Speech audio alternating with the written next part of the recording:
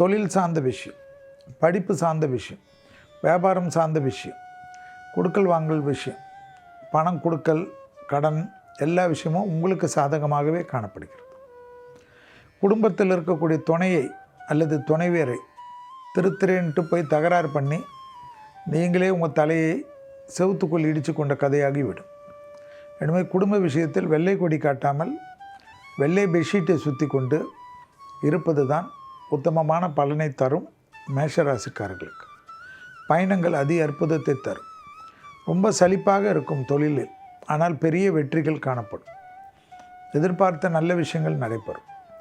தொழில் ரீதியாக, உத்தியோக ரீதியாக, வியாபாரம் ரீதியாக காணப்பட்டிருந்த கஷ்டங்கள் எல்லாம் பரிபூர்ண நிவர்த்தி ஏற்படுவது, ஏற்றமும் அனுகூலமும் காணப்படும். முதலாளிகளுக்கு வேலையாட்களால் இருந்த பாதிப்புகள் நிவர்த்தி ஏற்படும். கண்டிப்பாக அந்யோன்யம் அதிகரிப்பதற்கு மனமிட்டு பேசுவதே நன்மை தரும்.